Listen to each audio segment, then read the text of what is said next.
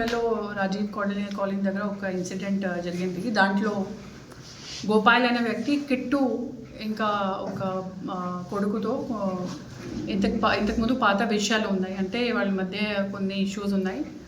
ఒక నెల ముందు కూడా 15 రోజు ముందు కూడా వాళ్ళ మధ్య కొన్ని ఇష్యూస్ జరిగినాయి. నిన్న గోపాల్ అండ్ అతనితో పాటు ఇంకా 6 మంది మొత్తం తాగి కండిషన్లో ఈ కిట్టుకి కొట్టారు. తర్వాత చేజ్ చేశారు, వాళ్ళకి ఫాలో చేశారు. ఈ కిట్టు పెరిగెత్తు ఒక బీఫ్ షాప్ అది షాప్ దగ్గర వచ్చారు. ఆ షాప్లో అతని ఫ్రెండ్ అబూ సోఫియాన్ ఒకరే ఉన్నారు. అతనికి షెల్టర్ అడిగారు. మళ్ళీ షెల్టర్ అడిగితే మళ్ళీ గోపాల్ అండ్ 6 అదర్ మెంబర్స్ వచ్చి అక్కడ దాడి చేస్తే ఈ నూర్ మొహమ్మద్ ఖురేషీ ఫాదర్ ఆఫ్ అబూ సోఫియాన్ కూడా అక్కడికి వచ్చారు. మళ్ళీ అతను కూడా సిచ్యువేషన్ కొంచెం ఆపితే వాళ్ళకి పాసిఫై చేస్తే సడన్గా గోపాల్ అనే వ్యక్తి ఒక కత్తి తీసుకొని అబ్డామిన్ మీద స్టాబ్ చేశారు. ఆ టైంలో ఆదర్శ్ అయిన ఏటు అతనికి నూర్ మొహమ్మద్ 2 చేతులు కూడా పట్టుకున్నారు. అండ్ మిగతా అందరూ కూడా ఈ ఎంత సీక్వెన్స్లో వాడికి సపోర్ట్ కూడా చేశారు. సో ఇప్పుడు మన దగ్గర నైట్లోనే అంత టీం కూడా పెట్టడం జరిగింది, పికెట్స్ కూడా పెట్టడం జరిగింది. అండ్ A1 to A7, దాంట్లో A7 ఒక జువెనైల్ ఉన్నారు. అండ్ A1 అంటే మడ్డూర్ గోపాల్, అతను Khanjapur village native. A2 Adarsh, A3 Anil, A4 Praveen and A5 Krishna and A6 Prashanth Reddy అందరూ కూడా ఓవర్ నైట్ పట్టుకోవడం జరిగింది.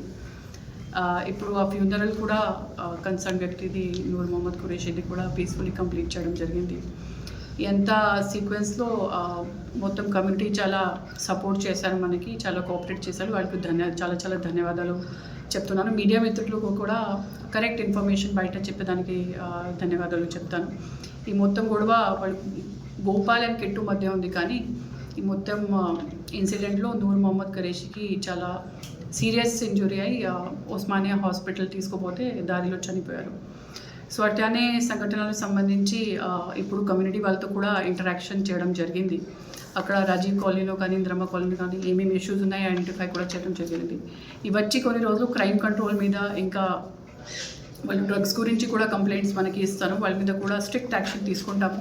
స్పెషల్ టీమ్స్ పెడతాము, స్పెషల్ ఆపరేషన్స్ కూడా పెడతాము. And we will definitely stop if at all అట్లానే ఇష్యూ ఉంటే, మెనేస్ ఉంటే, రౌడిజం ఉంటే వాటి మీద కమ్యూనల్ రౌడీ షీట్స్ కానీ and other regular rowdy sheets కానీ ఓపెన్ చేసి ఇంకా సర్వేలెన్స్ పెంచుతాము.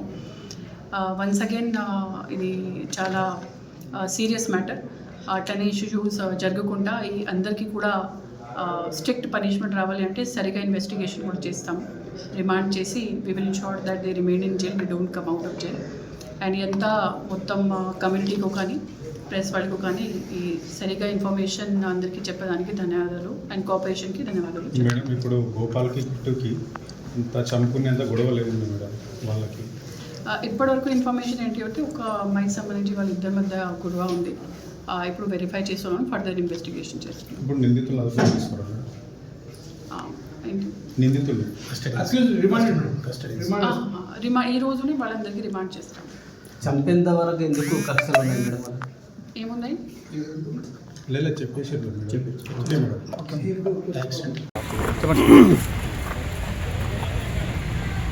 యాలాల్ పోలీస్ స్టేషన్ పరిధిలో నిన్న సాయంత్రం సుమారు 7 గంటల ప్రాంతంలో ఈ గోపాల్ అనే ఈ ముద్దాయి ఒక 6 సహచరులతో కలిసి ఈ కిట్టు అనే అతన్ని వెంబడించుకుంటూ అతన్ని కొట్టాలనే ఉద్దేశంతో మద్యం మత్తులో ఉండి వెంబడించడం జరిగింది. ఈ వెంబడించే క్రమంలో ఈ కిట్టు అనే అతను పరిగెత్తుకుంటూ వెళ్ళి ఈ నూర్ మొహమ్మద్ అనే ఖురేషీ అనే వ్యక్తి యొక్క బీఫ్ షాప్లో ఆశ్రయం తీసుకోవడం జరిగింది.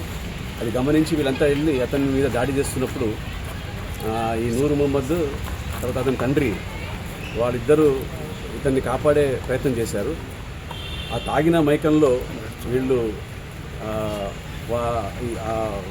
ఆ నూర్ మొహమ్మద్ అతని తండ్రి మీద దాడి చేశారు విచక్షణ రహితంగా.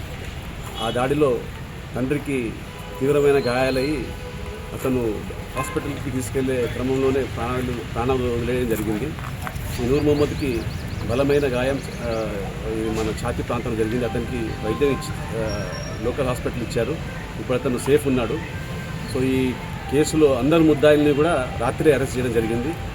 ఈ కేసు దర్యాప్తులో ఏ లోపం లేకుండా చేసి ఈ ముద్దాయిలకు శిక్ష పడే విధంగా దీన్ని కోర్టులో ప్రవేశపెట్టే పనిలో మేము ఉన్నాము. మా ఎస్పీ గారు, DSP Tandur, CI Tandur, CI local CI, local SI and ఇంకా జిల్లా ఆఫీసర్స్, ఇంకా బయట చేసిన ఆఫీసర్స్ అందరూ కూడా లాస్ట్ ఇన్సిడెంట్ జరిగినప్పటి నుంచి చాలా శ్రమించి టౌన్లో law and order problem create కాకుండా ముద్దాయిలు తప్పించుకొని పోకుండా ఈ కేసుని దర్యాప్తు చేసి ఛేదించడం జరిగింది. సార్, ఈ మధ్యకాలంలో తాండూరు ప్రాంతంలో నేరాలు ఎక్కువ అవుతున్నాయి సార్. మరి దీని మీద ఏమంటారు? మరి పోలీసింగ్ వైఫల్యం అంటారా, మరి ఏమంటారు? అట్లా నేరాలు జరిగినప్పుడే దాన్ని అరికట్టే డ్యూటీ పోలీస్ది. సో ఖచ్చితంగా మీరు అంటున్నారు అది నేరాలు పెరిగాయని, బట్ మా ఎస్పీ గారు ఇక్కడ ఉన్నారు, ఖచ్చితంగా దాని మీద పరిశీలన చేసి దాని తగు చర్యలు తీసుకోవడం జరుగుతుంది. కొంతమంది ఆఫీసర్స్ ఇక్కడనే పనిచేస్తూ, కొంతమంది క్రైమ్ డిపార్ట్మెంట్లో కానీ ఎస్హెచ్ఓలు కానీ ఇక్కడనే తరచూ స్టేషన్ మారుతూ ఇక్కడనే పనిచేస్తున్నారు. మరి ఎందుకు సార్ అసలు వేరే సిబ్బంది లేరంటారా? అది అడ్మినిస్ట్రేటివ్ డెసిషన్స్ ఉంటాయి. ఇట్లా ఇప్పుడు ఈ కేసు గురించి అడగండి మీరు. సో ఖచ్చితంగా ఈ కేసులో ఇంకా ఫర్దర్గా ప్రాపర్గా దాన్ని ప్రజెంట్ చేస్తాము కోర్టులో. అండ్ ఫర్దర్ మీరు చెప్పినట్టు కొన్ని ఇష్యూస్ ఉన్నాయి, ఇక్కడ ప్రతి టౌన్లో ఉంటాయి ఇష్యూస్. వాటి మీద ప్రత్యేక శ్రద్ధ పెట్టి we will try to contain them, control them. ఎంతమంది నిందితున్నారు? 6 మెంబర్స్, 6 నిందితులు అందరు దొరికారు. సార్, ఈ ఘటనకు రాత్రి జరిగిన పాతాండ్రు ఇష్యూకి ఏమైనా సంబంధం ఉందా? ఏమంటారు? పాతాండ్రులో ఆశ్రమం పైన రాళ్ళదాడి జరిగింది, అట్లాంటి సంబంధం ఉందా? అదేం లేదు. అది వాళ్ళు దాడి చేసుకునే క్రమంలో వీళ్ళు సహాయం చేయబోయారు. సహాయం చేసే క్రమంలో ఈ ఇన్సిడెంట్ జరిగింది. Thank you sir.